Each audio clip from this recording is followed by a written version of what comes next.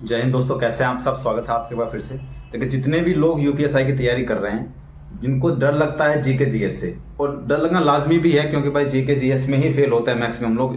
मैं आपको एक बात बताता हूँ कि यूपीएसआई में जितने भी लोग कट ऑफ पार नहीं कर पाते ना, जीके जीएस ही कट ऑफ है।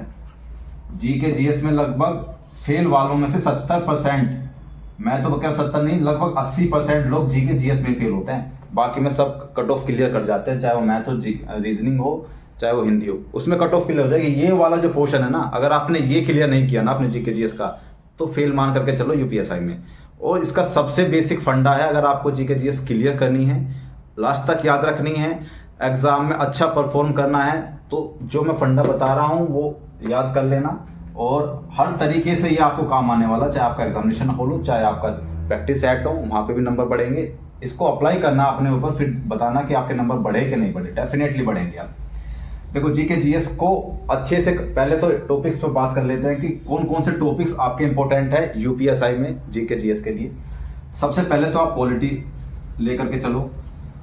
पॉलिटी आपकी जो मेन सब्जेक्ट है जीके जीएस में, यहाँ से बहुत सारे क्वेश्चंस आते हैं। कुछ क्वेश्चंस अच्छा मूल विधि भी, कुछ लोग हैं कि जो पॉलिटी से क्वेश्चन आते हैं उसको बताते हैं कि मूल विधि से क्वेश्चन आया है, लेकिन असल में वो जो क्वेश्चन होता है पॉलिटी का होता है। तो मूल विधि और पॉलिटी को डिफरेंस करना सीखो, दोनों में अंतर समझो कि कौन सा क्वेश्चन पॉलिटी का है, कौन सा क्वेश्चन मूल विधि का। मूल विधि से बहुत ज्यादा क्वेश्चन नहीं आते हैं, पॉलिटी से भरमार क्वेश्चन आपके देखने के लिए मिलेंगे। पॉलिटी को रट डालो, खा जाओ, पी जाओ, सब कुछ कर जाओ, पॉलिटी को बहुत बेहतर तरीके से तैयार कर लो। सबसे ज्यादा क्वेश्चन पॉलिटी से देखने के लिए मिलेंगे आपको यूपीएसआई में, ठीक है। चाहे वो किसी भी दिन का सेट उठा करके देख लो आप, लास्ट ईयर के क्वेश्चन पेपर्स उठा करके देख लो। मत करो किसी पर भरोसा, खुद पर भरोसा करो। लास्ट ईयर क्वेश्चन पेपर्स उठा करके देखो, वहां देखो पॉलिटी के कितने क्वेश्चन आ रहे हैं, ठीक है। दूसरा फिर आ जाओ आपका हिस्ट्री। तीसरा आ जाओ करंट अफेयर्स। ये कुछ सब्जेक्ट्स ऐसे हैं, अगर आपने ये क्लियर कर लिया ना, तो आपका जीके जीएस का कट ऑफ क्लियर हो जाएगा, डेफिनेटली क्लियर हो जाएगा। पॉलिटी, हिस्ट्री, इन दोनों से ही हो जाएगा भाई, पॉलिटी और हिस्ट्री से। बाकी जो अगर आप एक्स्ट्रा सब्जेक्ट पढ़ोगे ना, वो अपने मार्क्स बढ़ाने के लिए पढ़ोगे। जितने क्वेश्चन पॉलिटी के आ गए उतने आपने अगर सही कर दिए ना, और हिस्ट्री के सही कर दिए, तो मान के चलो आपका कट ऑफ क्लियर, ठीक है। बाकी बात बची करंट अफेयर्स की, ठीक है, ज्योग्राफी की और प्लस साइंस की। तो इनको पढ़ो अपने मार्क्स बढ़ाने के लिए, मेरिट में आने के लिए, कट ऑफ क्लियर करने के लिए, तो ये दोनों बहुत हैं। अब बात करते हैं कि इसका फंडा क्या है भाई। जीके जीएस भूल जाते हैं, सभी लोग भूल जाते हैं, ये ह्यूमन टेंडेंसी है कि सभी लोग पढ़ते हैं और भूल भी जाते हैं। मेरे साथ भी ऐसे ही होता है, आपके साथ भी ऐसे ही होता है, सभी के साथ ऐसा होता है। तो इसका बेसिक चीज केवल और केवल ये है, आप बेसिक चीज याद रखना। जैसे आपने पॉलिटी पढ़ी, पॉलिटी में मैं एक टॉपिक लेकर के चलता हूं। अगर आपने मौलिक अधिकार पढ़ा, ठीक है।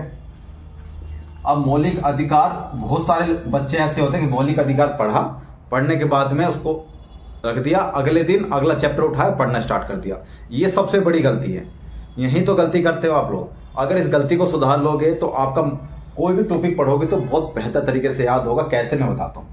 आपने मौलिक अधिकार पढ़ा, पढ़ने के बाद में सबसे पहले क्या काम करो, अगला टॉपिक मत पढ़ो अगला टॉपिक। मौलिक अधिकार पढ़ने के बाद में सबसे पहले जो लास्ट के क्वेश्चन पेपर्स हैं उनको उठाओ, उनमें देखो कि मौलिक अधिकार के क्या क्या क्वेश्चंस आपको वहां देखने के लिए मिल रहे हैं। या फिर घटना चक्र ले आओ, वहां देखने के लिए आपको मिलेगा कि लास्ट ईयर में मौलिक अधिकार से कितने क्वेश्चन आएंगे। मैं कह रहा हूं, अगर मौलिक अधिकार में 10 क्वेश्चन अगर आपके आ रहे हैं ना एग्जाम में, एक मान के चलते हैं, अगर 10 क्वेश्चन आपके एग्जाम में आ रहे हैं, 7 क्वेश्चन आपको लास्ट ईयर के क्वेश्चन पेपर्स में से देखने के लिए मिलेंगे डेफिनेटली। अगर आपने लास्ट ईयर क्वेश्चन पेपर्स कर रखे होंगे ना, तो वहां से आपको देखने के लिए मिल जाएगा। ये एक रॉ डाटा मैं आपको बता रहा हूं, ठीक है। 10 क्वेश्चन तो नहीं आते मौलिक अधिकार में से, वहां करो। फिर उसके बाद में जब वो हो जाए तो फिर आ जाओ यूट्यूब पर, यूट्यूब और गूगल। अब तो चैट जीपीटी चल रही है, एआई चल रहा है, एआई से आप बहुत सारे क्वेश्चन ढूंढ कर निकाल सकते हैं मौलिक अधिकार के। मैं केवल एक एग्जांपल ले रहा हूं एक टॉपिक के लिए। ये हर सब्जेक्ट पर रूल फॉलो होता है, जीके के हर सब्जेक्ट पर। चाहे आप हिस्ट्री ले लो, चाहे ज्योग्राफी ले लो, पॉलिटी ले लो, करंट अफेयर्स ले लो, कुछ भी ले लो भाई। अगर इस तरीके से पढ़ोगे, ये एक बेसिक चीज है, अगर इस तरीके से पढ़ोगे तो अपने आप को सबसे आगे रख पाओगे और याद रहेंगी चीजें आपके एग्जामिनेशन हॉल में। अगर आपने एक सब्जेक्ट, एक टॉपिक पढ़ा, उसके पढ़ने के बाद दूसरा टॉपिक पढ़ना स्टार्ट कर दिया तो नहीं याद रख पाओगे। उसके बाद क्या काम करना है, ये वाले क्वेश्चन यहाँ से करो, संभावित क्वेश्चन क्या आने वाले एग्जाम में, क्या क्वेश्चन और बन सकते हैं इस टॉपिक से, और क्या क्या क्वेश्चन बन सकते हैं। यूपी पीसीएस का उठा करके देख लो, वहां से वहां क्या क्या चीजें बन रही हैं। ठीक है, जितने भी यूपी में एग्जाम होते हैं या फिर बिहार में एग्जाम होते हैं या फिर सेंटर के जो एग्जाम होते हैं, सभी में उठा करके देखो कि इस टॉपिक से कौन कौन से क्वेश्चन बन रहे हैं। वो आपको घटना चक्र में मिल जाए, घटना चक्र पढ़ना बहुत आराम से। अब संभावित क्वेश्चन पर आ जाते हैं। जब आपने यूट्यूब और गूगल से उठाया, उठाने के बाद में आपको 10 क्वेश्चन आपको मिले, 10 में से 7 आपको याद है, ठीक है, 3 आपको याद नहीं है, तो क्या काम करना है, आपको एक कॉपी बनानी है, कॉपी में ऊपर लिख लेना है ये पॉलिटी कॉपी और मेरा ऊपर लिख लेना मौलिक अधिकार। ठीक है, मौलिक अधिकार में से 3 क्वेश्चन आपको याद नहीं है, तीनों क्वेश्चन आपको लिख लेने हैं। जब आप रिवाइज करोगे ना आगे चलकर मौलिक अधिकार को, जब आप फिर से इन तीनों क्वेश्चंस को रिवाइज करोगे तो एक भी क्वेश्चन आपका एग्जाम में छूटेगा नहीं। जब आपने सारे क्वेश्चन वहां से संभावित क्वेश्चन भी, लास्ट क्वेश्चन पेपर भी देखकर भी सारे क्वेश्चन याद कर लें तो आपका एक क्वेश्चन नहीं छूटेगा। ये केवल एक पॉलिटी के लिए नहीं है, फिर से बता रहा हूं, हर सब्जेक्ट के लिए है। चलो एक दूसरा एग्जाम्पल ले लेते हैं। अगर हम हिस्ट्री की बात करें, हिस्ट्री में आपने पढ़ा मुगल काल पढ़ा, मुगल काल के कितने सारे क्वेश्चन है आप सब लोग जानते हैं, बहुत क्वेश्चन बनते हैं मुगल काल से। मुगल काल में आपने लास्ट ईयर क्वेश्चन पेपर्स पढ़ लिए, वहां से जितने क्वेश्चन आ रहे हैं उनको पढ़ लिया। उसके बाद में आपने गूगल यूट्यूब से जितने क्वेश्चन है सबको उठा करके जो आपको नहीं आते वो लिख लिया। ठीक है, इसी तरीके से यही पढ़ने का एक तरीका होता है। जब आप रिवाइज करेंगे तो आप सभी चीज को रिवाइज करेंगे, जो आपने पढ़ा वो भी और जो आपको याद नहीं क्वेश्चन वो भी। जब आप उसको रिवाइज करेंगे तो सारे क्वेश्चन आपके डेफिनेटली सही होंगे एग्जामिनेशन में।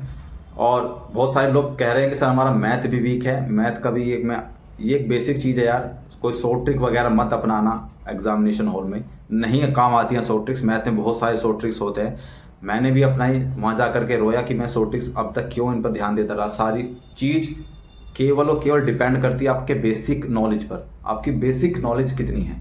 आपने शॉर्ट ट्रिक्स बना ली, अपना ली, लेकिन वहाँ काम आती नहीं है एग्जामिनेशन हॉल में, इतना प्रेशर आपके दिमाग पर होता है। तो बेसिक चीज़ें पढ़ो, बेसिक तरीके से पढ़ो और मैक्सिमम कोशिश किया करो कि आप बुक से पढ़ें, अपने नोट से पढ़ें, ऑनलाइन वीडियोस से या फिर पीडीएफ से। ये सारी चीज़ें बहुत कम यूज़ किया करो, क्योंकि इन चीज़ों का पढ़ा हुआ कभी बहुत मुश्किल से ध्यान रहता है, बहुत मुश्किल से याद रहता है। ठीक है, तो आने वाली वीडियो में मैं बताऊंगा कि मैथ हम किस तरीके से स्ट्रॉन्ग कर सकते हैं। मिलते हैं अगली वीडियो में, तब तक के लिए जय हिंद।